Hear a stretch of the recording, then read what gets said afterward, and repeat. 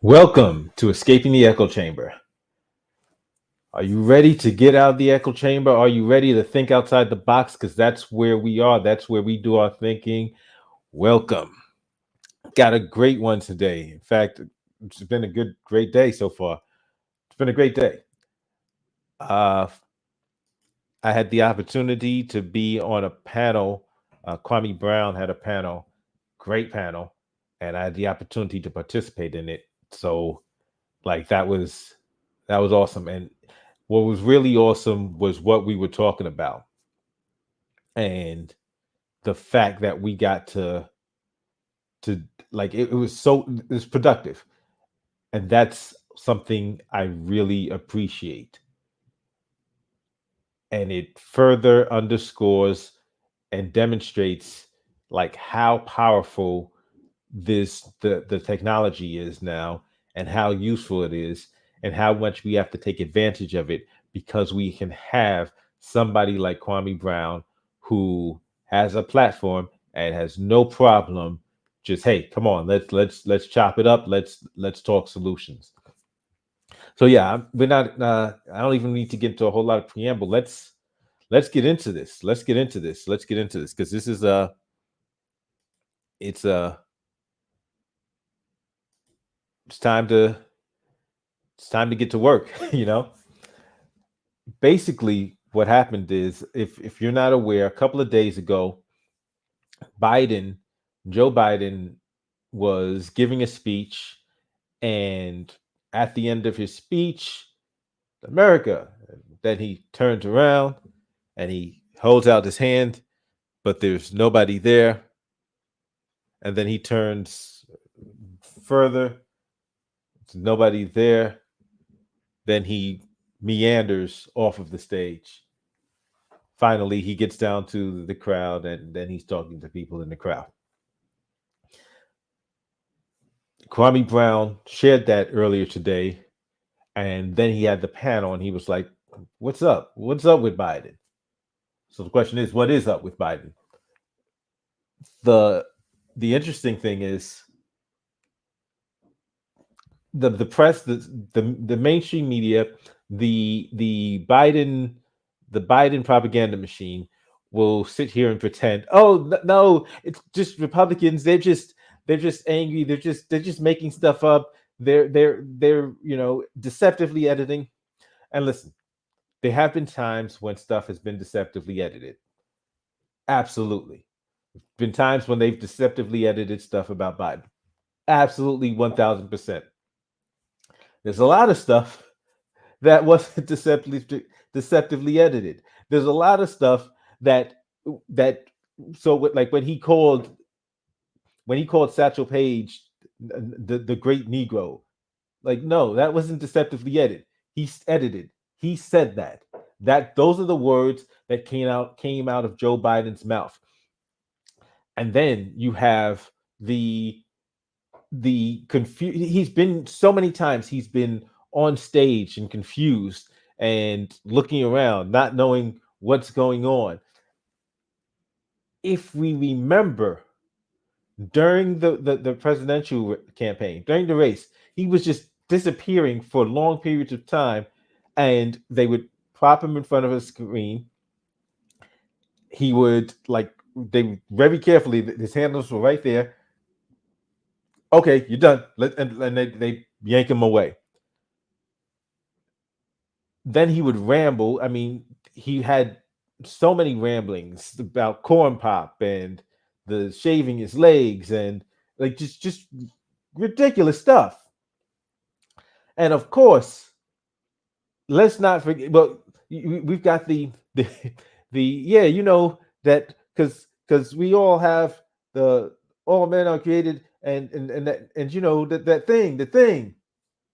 Like, there was so many instances. Like, this didn't just start happening. This has been happening for a very long time. And then we've got, of course, the dog faced pony soldier. Do you remember that? When a lying dog faced pony soldier. Some young lady in the audience asked him a question during the campaign, and he calls her a lying dog-faced pony soldier. What the what? Like, so no, stop it. We're being gaslit in the media, constantly trying to pretend there's nothing to see. There's not. He's completely fine. Biden is completely fine. Nothing's wrong at all. Nothing to see here. Just go along as your business. It's just Republicans making stuff up. No, we've watched this. We've seen that this dude is not all there this entire time before he got in, before he was elected. We saw this. We knew something is wrong with him. And I ultimately think he's not going to finish his term. I'm surprised he's still in the White House. And this may be due to the political, the current, national and international climate, international climate. They don't want him to get stepped down, or they don't want anything to look weak, so they have to just keep propping him up until this situation is resolved, and then they could, like, okay, now we can, you sit down, Kamala, you take over, and this is your script. You just do exactly, and Kamala will have absolutely no problem doing exactly what she's instructed to do, because she just wants the power. She wants to be here. So she's not trying to rock the boat. She has, her agenda is her advancement. That's her agenda. But there's a story we have to tell. There's a story we do have to tell. And in fact, because the question is, how did this even happen? Johnny Lee, welcome. Welcome to this channel. Thank you. Thank you. Welcome. Hathorian, welcome. Thank you. Gotta say, thank you, D. Welcome to the stream. And absolutely, she will fall right in line, do whatever they tell her to do. Absolutely, we know this. But I want to tell a story. I want to tell how we got here, because a lot of us may not remember exactly how we got there, got here. I remember at the beginning of the election cycle, it was Buttigieg, Biden, Bernie, Klobuchar, and Elizabeth Warren. And Biden was not looking strong at all, because Biden, like, people had stopped donating money to him. His war chest was going down. Kamala had already dropped out the race. A bunch of other people had already dropped out. Then we get to Iowa. We go into Iowa. Once we go into Iowa, and the caucus is held, and we're waiting for the results. So the caucus is held on Monday night. Tuesday morning, the results are supposed to be coming in. As we're waiting for the results to come in, there's problems with the counting, and they're like, oh no, we've got the numbers wrong. Oh wait, no, who's ahead? Bernie's ahead. No, Biden, Buttigieg's ahead. Okay, we're stopping counting. We've got screws up. We've got all kinds of screwing up. We got to figure out what's going on. And people are like, what? Like, you knew Iowa, you're first. You knew you were going to have to take care of this. How were you so completely unprepared to handle this? But when they stopped counting, I think it's like 50% of the delegates, or they had counted. But Buttigieg was first. Bernie was very close second. Then Klobuchar, then Warren, then Klobuchar, then Biden. Biden, at this point, when they stopped counting on Tuesday morning, Biden was in fifth place. Biden looked horrible. It was like, and I remember I had said it. I said, listen, this looks like Biden looks done. I said, this is bad for Biden. They said, because people were saying, I I remember some other pundits were saying that Biden looks better now because by them stopping the counting, we don't see him fall further. I'm like, no, because of the stopping the counting, because the counting was stopped with Biden in fifth place, this makes him look horrible.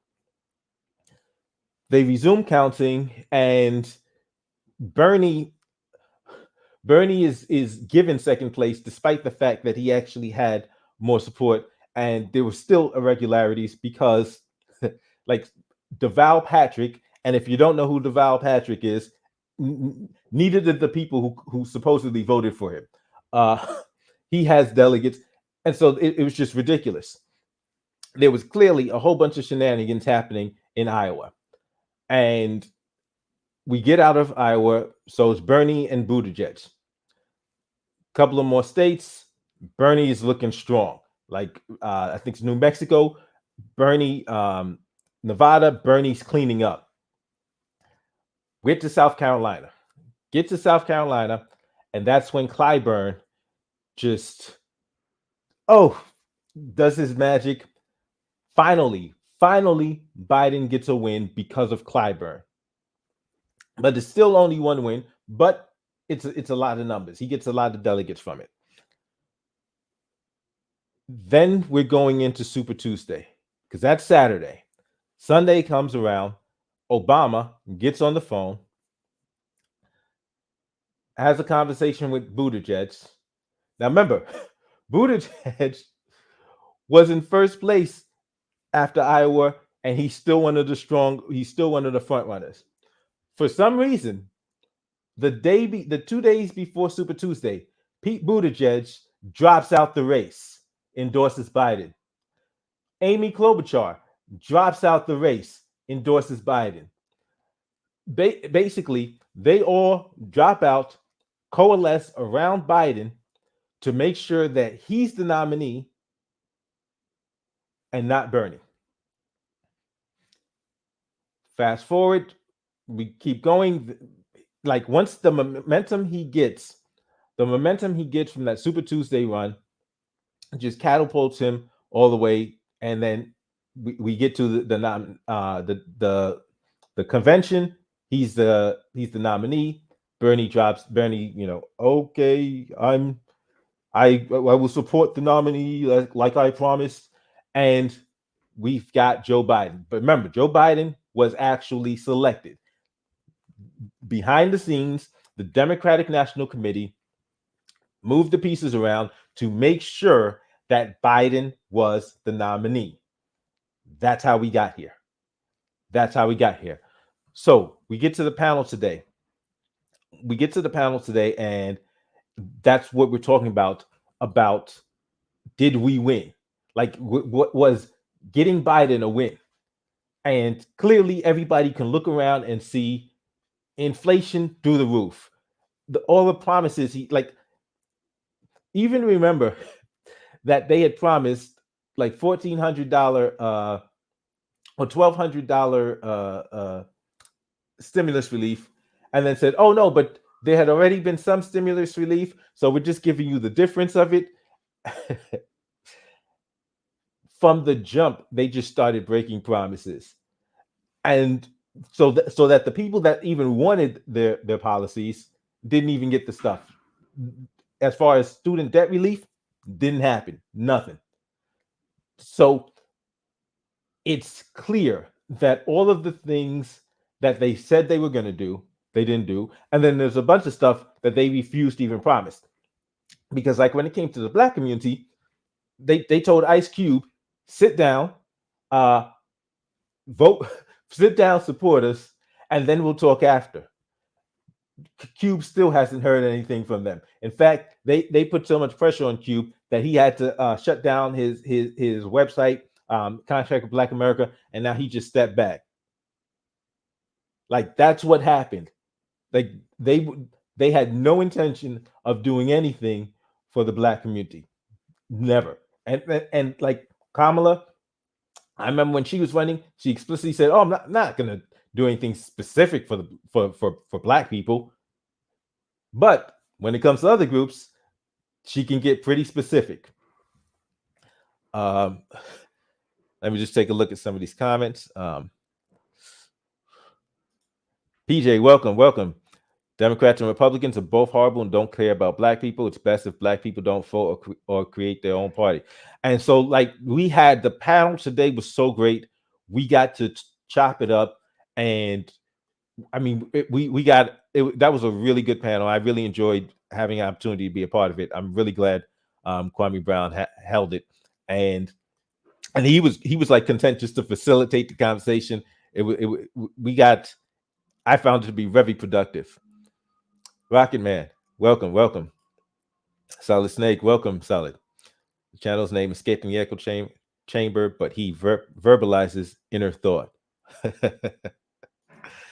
Biden is a puppet. Solid Snake, hit the like button, please. Please, thank you, Solid Snake. Everybody, please hit the like button. Tacklad, welcome. Still waiting for the Badicus Care Biden promise. Yes, Marcel Dixon. And if y'all don't know, Marcel Dixon is a cat running against Clyburn in the primaries, and he is staunchly in favor of reparations. I actually saw footage of him challenging Clyburn to his face, and it's amazing because there is a segment of the population, the black population, and I'll say it's the older folks that will just like I guess they're like set in their ways and they're content to just keep doing what they've been doing. And so it seemed like there were a lot of older black folks there, but Marcel got up and just lit into Clyburn, absolutely lit into him. And like Clyburn had nothing to say. It was a beautiful sight to see. Pete Buttigieg is a horrible candidate. Pete Buttigieg had low ratings as mayor of South Bend. Yeah, but the funny thing is, like he was the field that was existed was really horrible, but they still wanted to make sure they and the funny thing about Bernie Sanders, they wanted to beat Bernie Sanders more than they wanted to beat Trump. Like they wanted Bernie Sanders was the worst case scenario. They would have rather had Trump in office than Bernie Sanders. Because if Bernie Sanders was in office, the establishment, the current establishment, doesn't even have control of the Democratic Party. Then you have a different wing of the party that has control of the party, and they could not let that happen. See, even if they lose control of the White House or of Congress, that's something they can get back in a couple of years. If they lose control of the party, that's what they couldn't allow to happen. And no promises were kept, but that's no surprises to me. Yeah, because that's really who Biden is and has been. Cube knew what get with us after the election means. Yep, definitely. Nothing for specific. Exactly. Everyone else, we've got specifics. We've got like we'll actually name bills for you and actually do things for you. But when it comes to black people, well, hey, we can paint Black Lives Matter on the street, for a couple of months. Then we'll paint over it. But hey, I almost forgot. They got Aunt Jemima off the syrup bottle. Like, isn't that what we all wanted? I'm Chirasu. Welcome. Yeah, so it's like, maybe Cube needs to go back to the Breakfast Club and revisit. See, I don't know what was said to Cube behind the scenes, but like I said, if you go to his website, it's broken. The link is broken. Everything, it's shut down. Like, I think they really put some pressure on Cube to say, listen, you're interfering with things that we can make life really difficult for you. Focus on your big three basketball. Stay out of this. Like, I really think somebody pressed him. Most older black people are out of touch, too judgmental and bitter. Well, I mean, you got to realize that there's a generation that completely failed the community. Like, these were the generation that allowed and it allowed them to usher in the era of mass incarceration, and then are acting like, oh man, how did this happen? Because I think it was Bishop Talbot Swan was on Twitter, and he says, "So how come when white folks, when the white community, they've got the drug problem, they've got the meth and the opioid epidemic, it's oh no, it's a health problem. We have to look at it as a health problem. We have to find out, to help them. But when it's crack problem in the inner cities, it's these thugs and criminals, and we have to lock them up." And I said, listen, because they're going to hold their people down. But we had too many people and too many so-called leaders that were in our community that aren't actually working for the interest of our community, and they sold us out. Absolutely. Thank you. It's our time. Absolutely. In my opinion, Bernie would have beat Trump. Listen, Bernie would have destroyed. Listen, here's what you got to realize. And I do not support Bernie's policies. If Bernie was the nominee in 2020, it's not even close. It's not even close. If Bernie's the nominee in November of 2020, we don't have to wait till, because remember how 2020 went. We had to wait days before we got the results. We don't have to wait for the results if Bernie's the nominee. If Bernie's the nominee, the result that gets called before 12 o'clock midnight. The race is called. Let me tell you why. Remember, it's like this: the lockdowns, people are out of work, everything shut down, people are suffering. Bernie's promising everybody free everything. Bernie has been promising people free everything. In 2020, how many hardcore Republicans in middle America would have voted for Bernie because he was promising free everything? And think about where we were as a country in November of 2020. Things are shut down, just economic upheaval. Like people was feeling it. If Bernie was the nominee, it wouldn't have even been close. And they know it.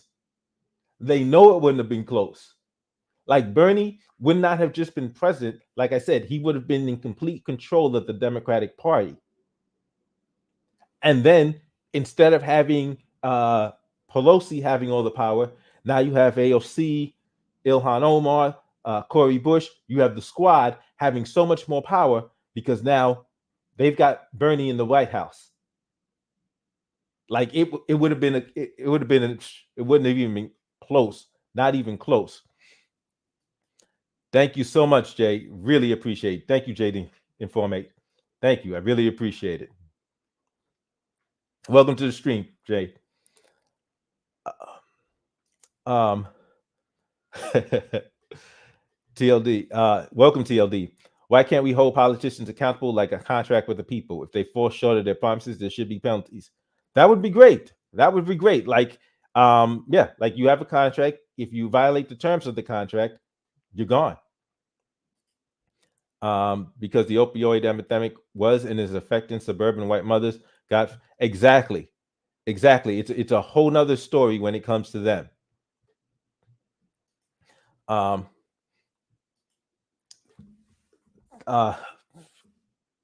But the panel, what we had the chance to talk about on the panel was so informative, was so great. Because the next question that was asked and was discussed basically was like looking at like why Black people were celebrating and why Black people were so happy. And I remember because the question comes, did Black people save the democracy? Because remember, that was the narrative. The narrative was that Black people saved the democracy. Black people came out big for Biden, and that's why the country was saved. And the thing is, yes, they were giving Black people the credit, but I believe that even though Black people were given the credit, Black people weren't necessarily as much on board as they made it seem.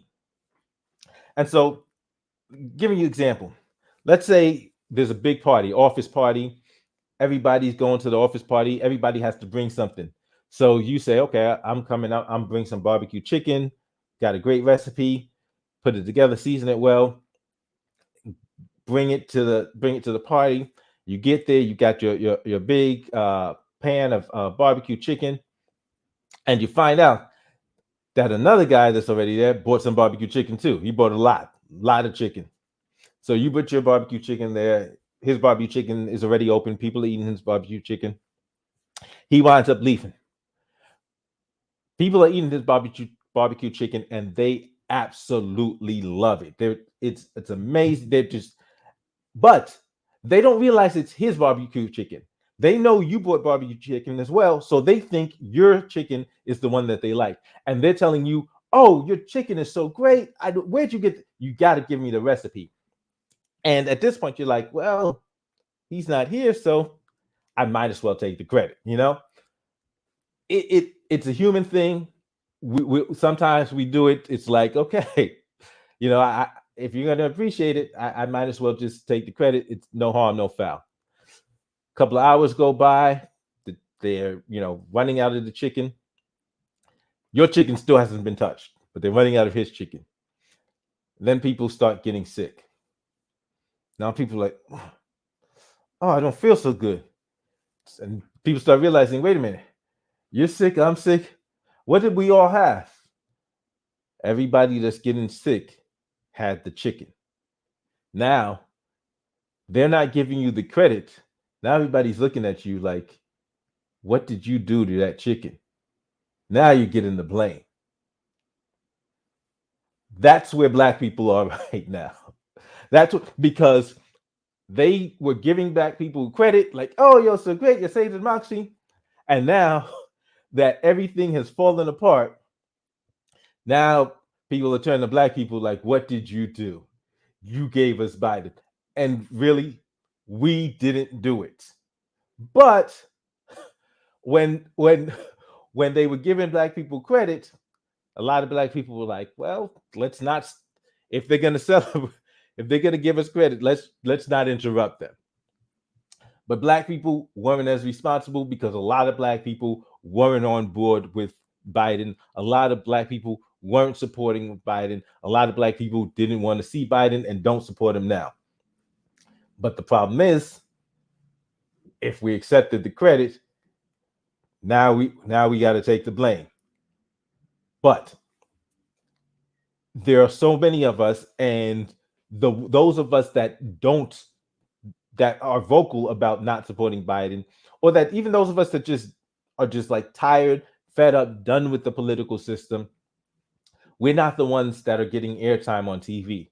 We're not the ones that Joy Reid is bringing on her show. We're not the ones that Roland Martin is bringing on his show. We're not the ones that Tiffany Cross is having on her show. We're not the Jonathan Capeharts. We're not the ones. We're not the Michael Eric Dysons. So as long as they're establishment, as long as they're waving the pom-poms for them, that's when they get the press. That's when we see them on CNN, MSNBC. That's when they keep getting pushed. But for the many of us that are absolutely disgusted with Joe Biden, with the Democratic Party, they don't want to hear from us. They don't want to hear from us, and they don't want everyone else to hear from us. See, as long as we're watching CNN and MSNBC, we may think that that's what the world really looks like. But we had the opportunity of just this afternoon of seeing Kwame Brown bringing up a whole bunch of brothers and sisters who agree, nah, that's not what it is. We don't support this. We are not in favor of this. We don't like this. We are fed up with this. So there's the truth. The truth is out there, but the truth is not what we're seeing on TV.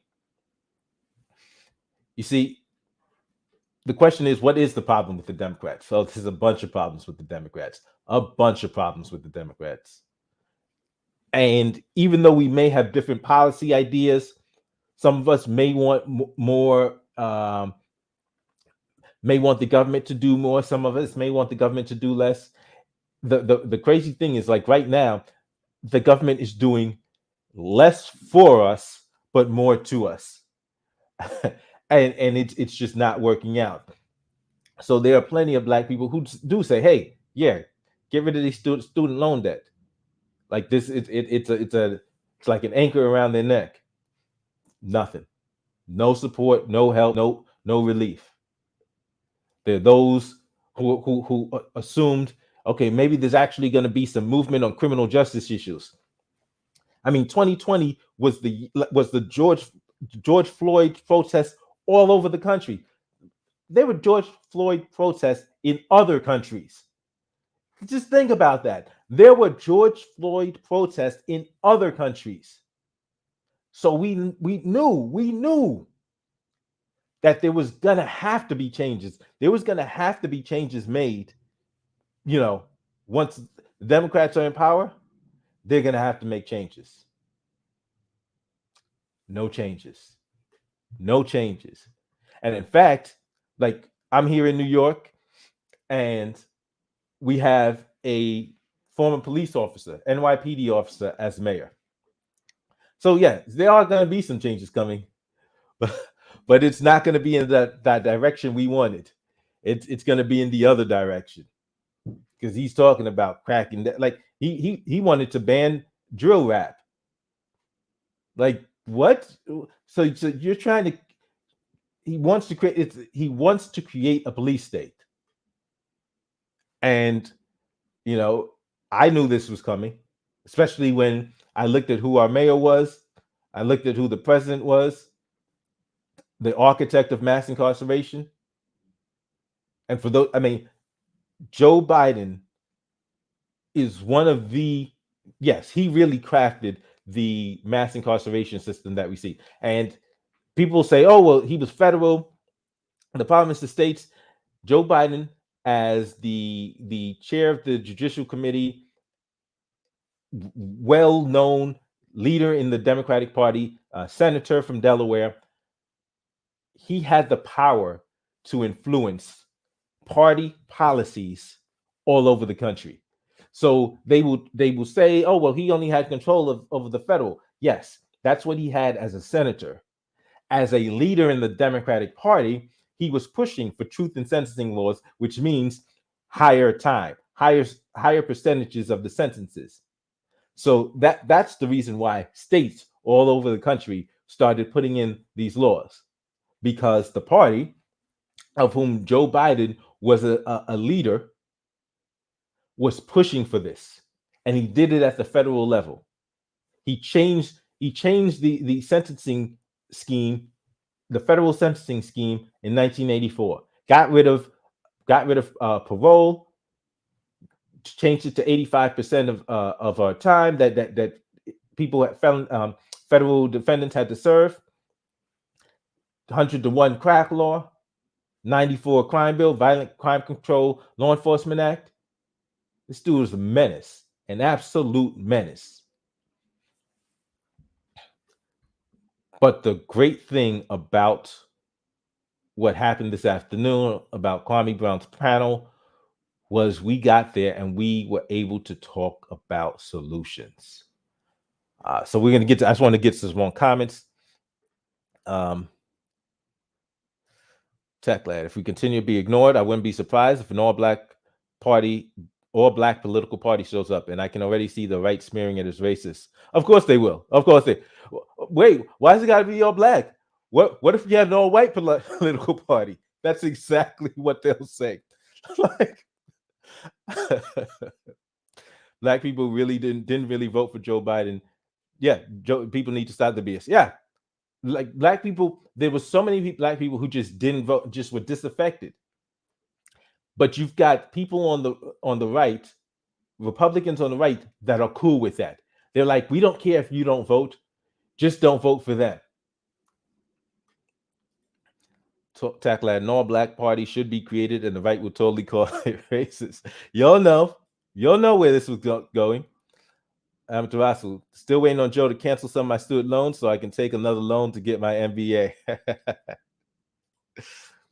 Just like how white liberals burned down the country, and guess who got blamed? Absolutely, absolutely. Like you could see waves of white and Antifa members, and and they keep saying, "Oh, black people, it's Black Lives Matter." Like, wait, no, that was Antifa.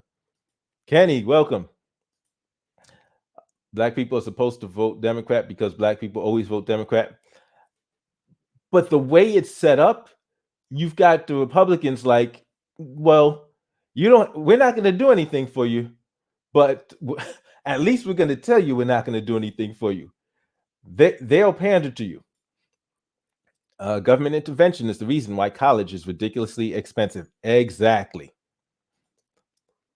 If it gained enough influence, Democrats would try to destroy it. They think they own us, and so like that's the thing about the party system. And this is something I'm focusing on, and I'm building some stuff about it. Part of a black agenda has to attack the two-party system, because a black agenda has to have at its core the message that neither of you, we're not going to allow you two corrupt parties to control everything. Y'all are going to have to change the ballot access laws so that more parties can be created and can run candidates, because it's not just enough that we get to vote. We need to be in control of every and have say in every step of the process, not just after you've hand selected two pawns that are both going to do your bidding, and then put them in front of us and says, what do you want, Diet Coke or Coke Zero? Like, no. Absolutely he is. What would Eric Adams do about sagging? he's already spouting oh, I thought Black Lives Matter. Wait, I thought you were the mayor. Like, I thought you were the mayor. I got called a Democrat once, and I asked the guy, what did I say or do to give you that thought? And he was silent. Yeah.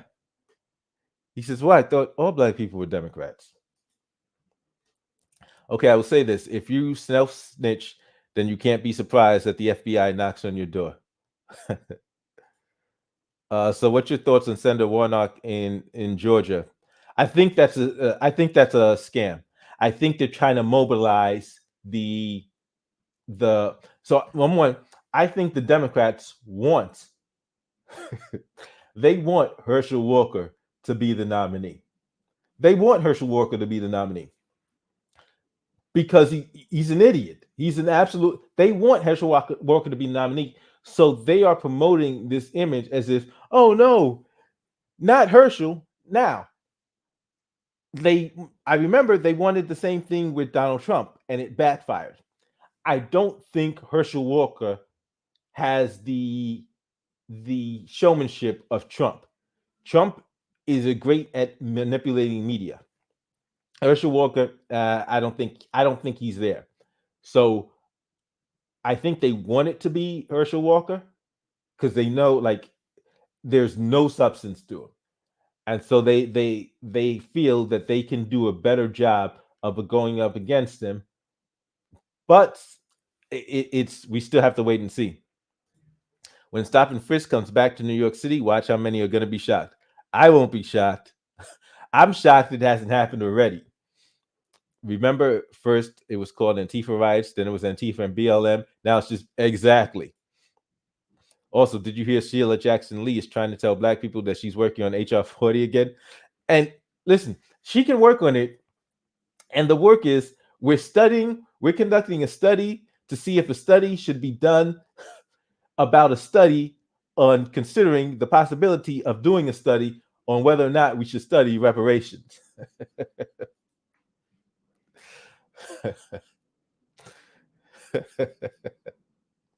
During the riots, the right was saying whites were burning down the country because if you look at the footage, they were.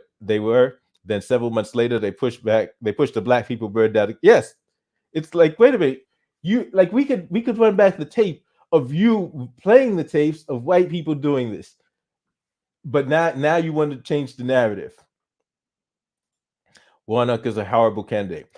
Yeah. So the thing is, Stacey Abrams, like the $3 million that she's worth, she's earned it because she took over Georgia. She took over Georgia for the Democratic Party. So she really she's putting a lot of work on their behalf, and they're gonna have to. But she wants more than money. She wants more than money. They're gonna have to give her more than money. That's what she wants. She's not content enough just to take the millions that she has now. Herschel Walker quoted Diamond Dallas Page. Oh, and one of the first people I noticed pushing the black people burn down the country BS was Brandon Tatum. Listen, Brandon Tatum will find every excuse to blame black people for any and everything. Any and everything. He will listen. That's his anything happens, Brandon Tatum is like, how can I blame this on black people? Inflation. I know Biden's behind it, but how can I blame this on black people? The war in Ukraine. It's a tough one, but how could I blame this on black people? That's Brandon Tatum. Herschel Walker is used to stopping race. Oh, Raphael Warnock deflecting from using race, but he's got so much baggage, and he's got so much baggage and no ability to, like, he's got no ability. They feel so confident in their argument against reparations, but then they fight to stop people from even looking. Exactly, because they don't want it. They don't want to know. What did Yeah, I don't know the quote. I don't know either. Tatum is getting paid by Dennis Prager. In fact, I don't. Okay, quick aside. Thursday, I think it was Thursday that we did the live stream about police brutality and the racist cops.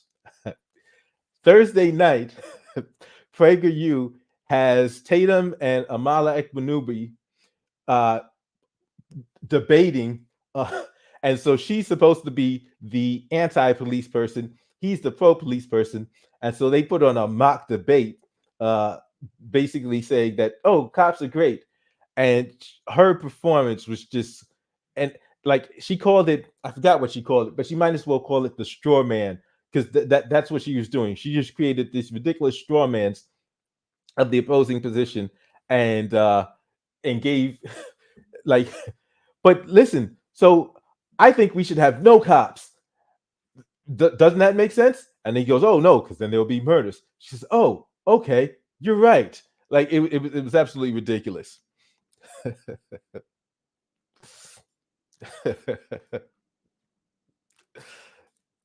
uh, Georgia GOP should have used somebody else.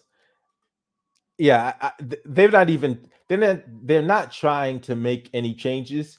They're just playing the culture war, and that's why, like, a lot of people got to realize that they're not even. So I know there's conservatives that are like, okay, let's turn to Republicans, and then they look at the Republicans and they're like, these people are some clowns. They're some absolute clowns. Like, I know Felicia Killings is in Georgia doing a lot of outreach in Georgia, and she's like, the level of pushback she's getting from the RNC and the GOP is ridiculous. Like she's like, I'm trying to create an alliance between the black community and the Republican Party, and you're actively interfering with me creating that alliance. And she's talking to Republicans. To Tatum, slavery was just a figment in black people. Tatum, Jesse Lee Peterson, yeah, all of them. Brandon Tatum is a self-hating. The fact Tatum has almost 2 million subs, yep, shows you how much hatred there is for. Exactly, it's amazing. As long as he's as long as he's bashing black people, they love him. They love him. Amala is a complete. Listen, I watched it. I listen. I was watching the live stream. I was like, huh. I wonder, was this planned before before I went live? Because I went live like 3 hours earlier. I'm gonna guess this was just a coincidence.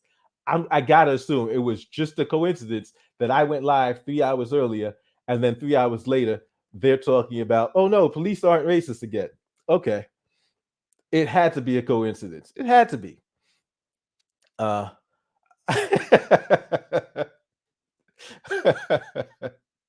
yes, it was ridiculous. It was a ridiculous debate. There's still a ton of hatred for black people in general. Herschel is easily controlled and will say what they want. Yeah, they give him a script and he recites it. Echo, you did a video back then, Amazing Lucas versus Tatum, and you broke it down hella good. Yeah, thank you, really. Yeah, everybody, if you haven't watched that video, because it basically shows, I'm telling you, Amazing Lucas was like at 500,000 subs, and then he started criticizing the right and certain aspects of it, and he stopped being critical of black people, and then all of a sudden they said, oh, you're a leftist.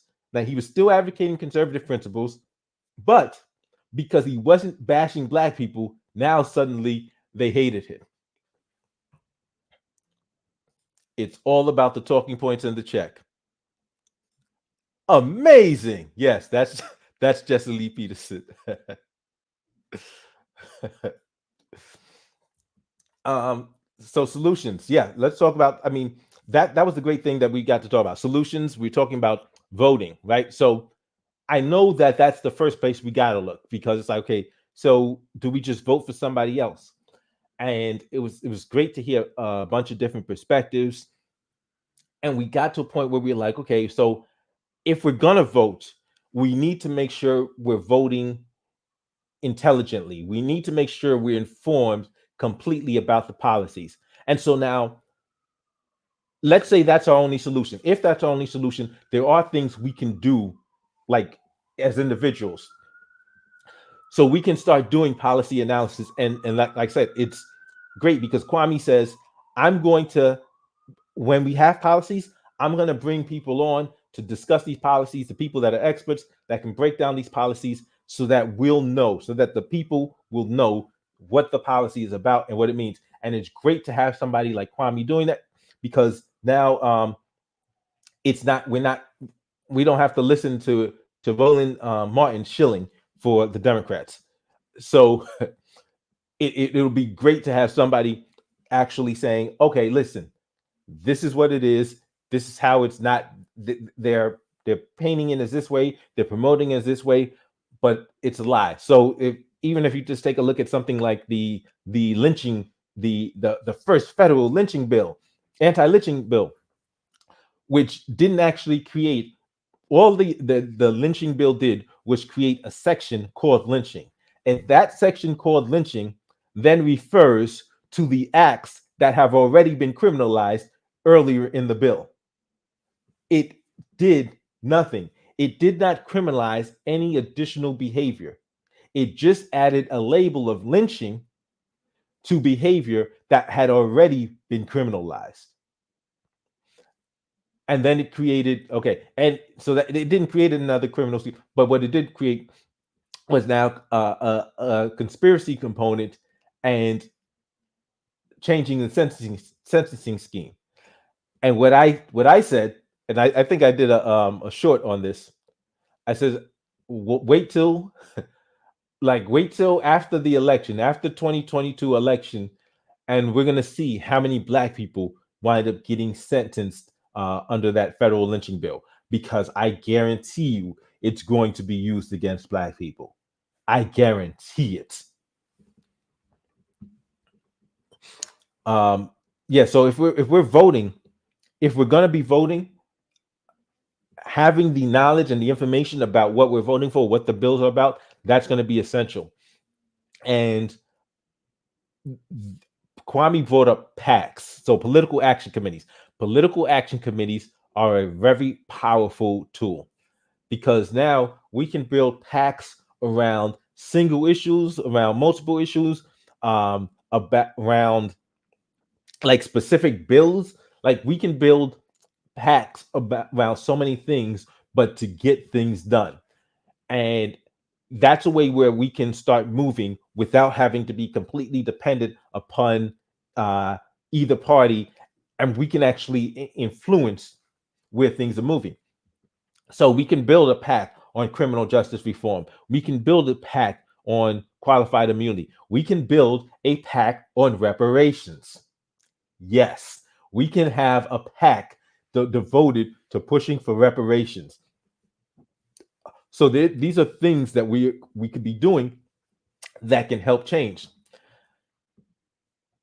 We also got to talking about, because I mentioned that this is something that we're going to have to attack on multiple levels, because number one, they don't want to do anything for us.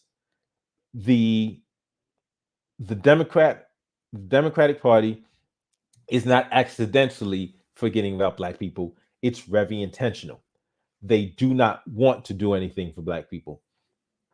So what does it need? So one of the things we can be doing is, besides voting, besides PACs, we need to be taking a look at the law and how these policies that they're putting in place that we don't like are out of pocket, are in violation of the Constitution, are in violation of certain procedures, are violations of statutes. These are things we need to be doing. And for those of you that there's some of you that know, I'm suing New York City. Like, so they've done these mandates here in New York City. I'm suing Eric Adams. I'm suing the Commissioner of Health and Mental Hygiene, because I'm going directly at them. I know, like, a vote, because number one, I didn't vote for Eric Adams. I wasn't going to vote for Eric Adams because I knew, well, he wasn't clear on where he stood, but he was clear where he stood on a bunch of other issues, so I wasn't going to vote for him. But so instead of voting, how can I affect policy? So I can actually, because I can affect policy now by putting the pressure on him from the courts. And the pressure is already there, because I filed my lawsuit against the city for the key to New York back in January. Served him, started trying to serve him the papers in February, and then that's when they said, "Oh, we're gonna get rid of the key to New York City." They thought that would make my lawsuit go away, but I'm suing for damages as well. And then I amended it to include the private sector mandate. So this is how one person can file a lawsuit and have an effect on the government. But somebody that asks, well, what if the courts don't want to do right? That's a very distinct possibility. But one of the things I said, we have to be using all of the remedies at our hand that we have at our disposal.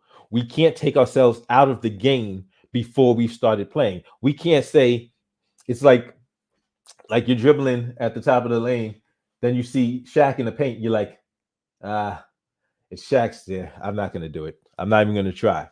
Like, no, you got handle, shake him, get up there, or draw the foul. Like, you've got to try. And so that's what we like. We have to try. We have to keep using all of these methods. And one of the things a lot of us don't realize is image matters. So even if the government doesn't want to do certain things, if people are watching, if there's enough eyes on the government, they're gonna kind of have to do certain things. So if people are watching, the government won't be able to get away with a lot of the stuff it tries to get away with. But we see it all the time when something, like when police kill somebody. The government's trying to pretend nothing's happening. Then we start, hey, aren't you going to charge him? This was murder. This shouldn't have happened. Oh, that. Oh, no, we were looking at it. Yeah. We was about to get on it, but then we had some other case. No. We was always gonna charge him, but like no, yeah. We with you. Yeah, we got to charge him because that was bad. It was bad shooting. Yeah. We're on it. Eyes on the government can move the government, but we need more. And one of the things I said is we need a plan. We need to have a plan. So a lot of the times we see, okay, and I did like that Q went to, goes to the Democrats. What are you going to do for us? Yes, we asked that. But when we're asking, what are you going to do for us? We're not asking them and waiting for them to say, okay, this is what we're going to do. And then we're like, okay, sounds good. When we go to ask them, what are they going to do for us? We've got to already know what we need them to do for us, what we're going to tell them to do for us. We're giving them an opportunity to tell us, to see where they stand at the beginning. And so if they don't sound sufficiently on board, say, okay, that's what you're going to do. Yeah, that's not enough. This is what you're going to do if you want our support. And if you do not, and if you are not going to do this, if you are not in support of this, we'll find somebody who is. We'll bring somebody in who is. We'll create another party that is going to support these issues. That's how we have, because we need to have the plan. We need to know exactly what we want done. And then we tell them what they're going to do. We tell them what they're going to do.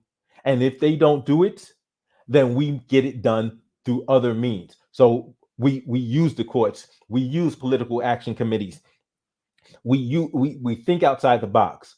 We start using private sector solutions. We start, like, if the school systems still want to suck, which the school systems suck, and we got to be pulling our kids out anyway.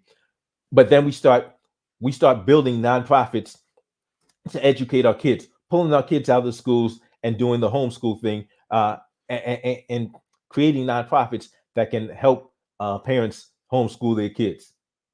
Okay, we don't need you. That will scare the hell out of them.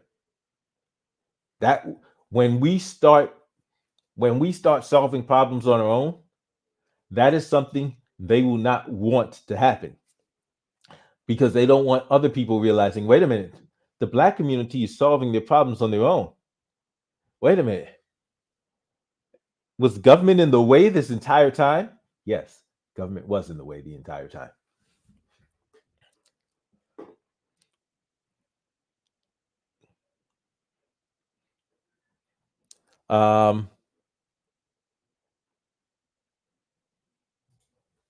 Thank you. Keep on confusing JLP for Jordan Peterson. Well, they're they're both okay. So Jordan Peterson sounds like he's smart, but he's not as smart as he likes to pretend he is. Jesse Lee Peterson pretends to be stupider than he is. So there's a kind of, Jesse Lee Peterson pretends to be stupider than he is, and Jordan Peterson likes to think he's smarter than he actually is. The video of Lucas versus Brandon made me come to your channel. Bless you for making that vid. Thank you, Em Tarasso. Tatum is getting paid his nonsense. Yeah, I don't think he believes. I don't know.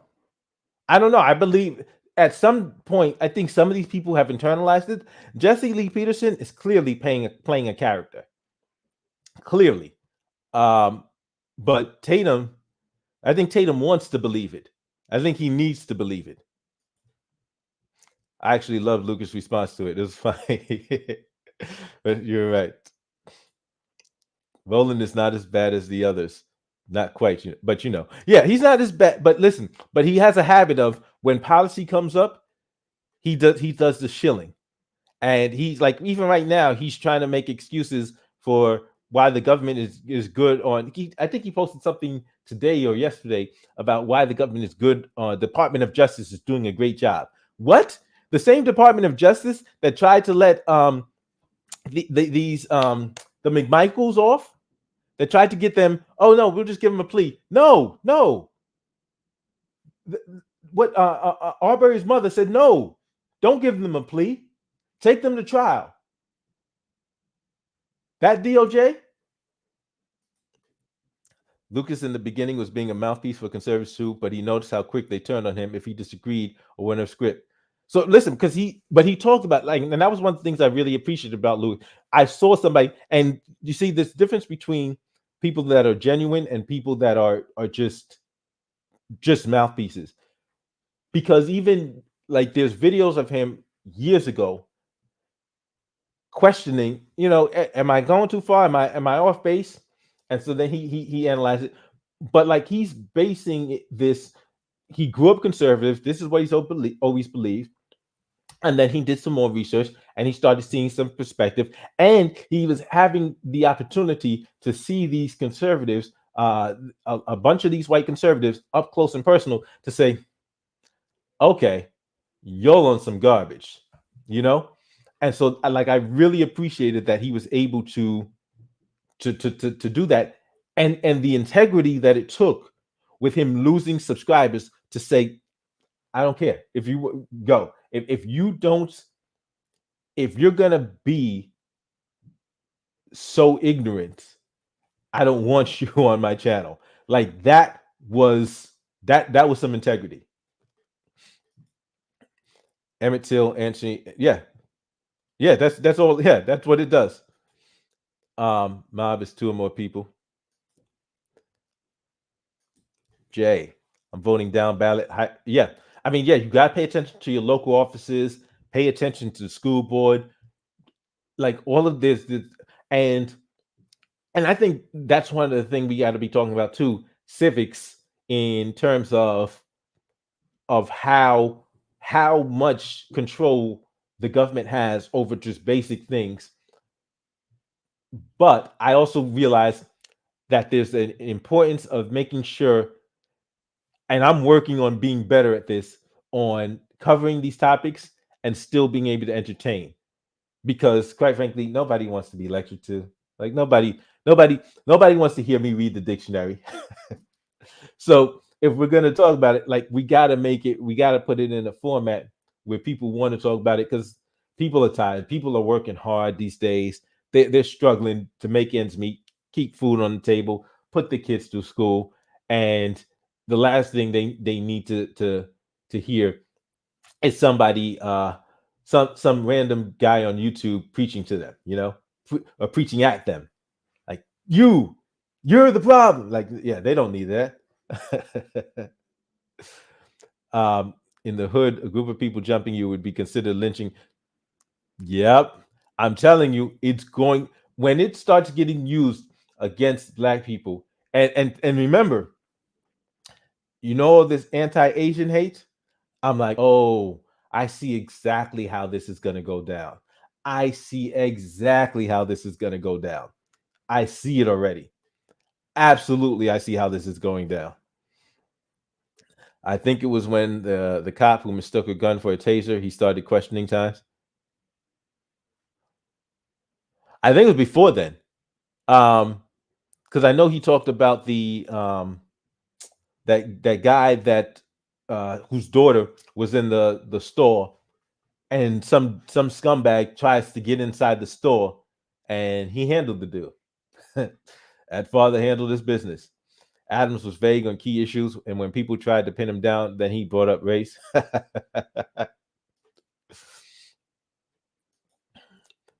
Facts.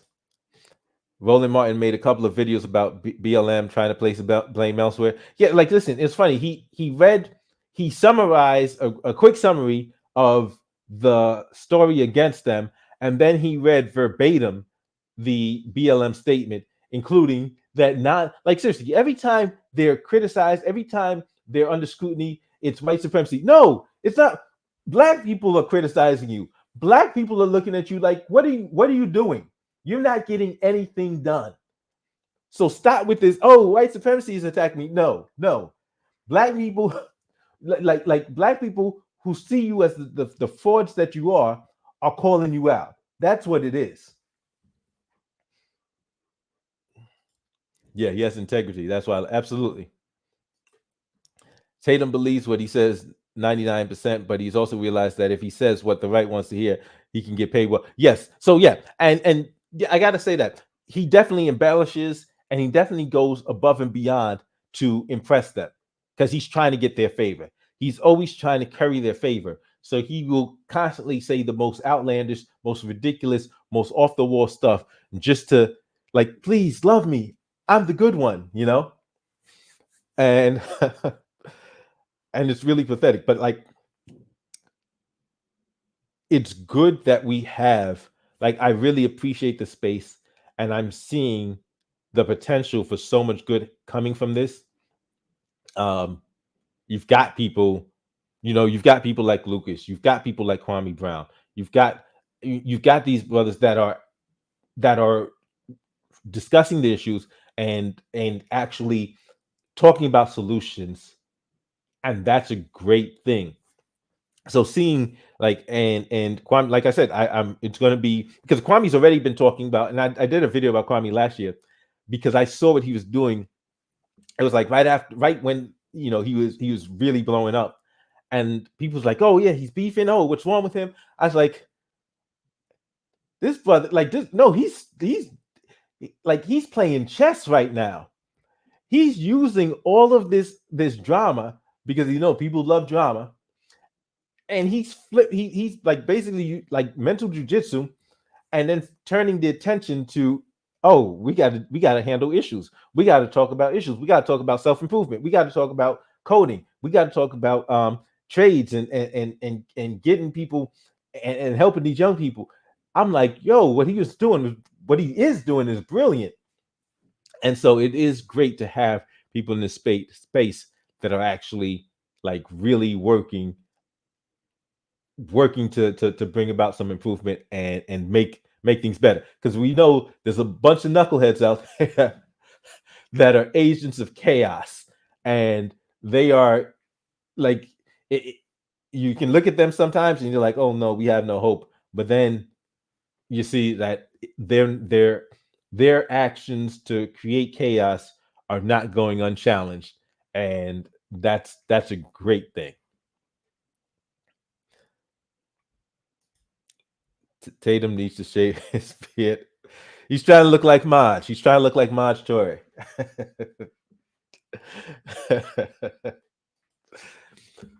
But yeah, so I mean, and if you haven't seen the panel, in fact, I'm gonna make sure I put a link in the description as well. If you haven't seen the panel, it was I think we went like just over an hour and change, so it wasn't even that long, but it was a really great panel, and there was a bunch of people that came up, and I mean, we got to talk about a bunch of different solutions. So definitely, please go check out that panel as well. It's on Kwame Brown's. I don't know if he's gone live since then, but like it was his latest live stream um, before I started, so it should be easy to find. But like I said, I'll put the link in the description as well. And I want to thank everyone. I want to thank everyone, all the new people. Thank you for coming over to the stream. Um, Definitely, I want to thank Jay. Um, Definitely appreciate it. Appreciate your support. And everyone, enjoy the rest of your Sunday night. Enjoy your Easter. Spend your time with your loved ones, and have a good night. I should be, yeah, I should be on tomorrow, and I'll see y'all then. Have a good one, everyone.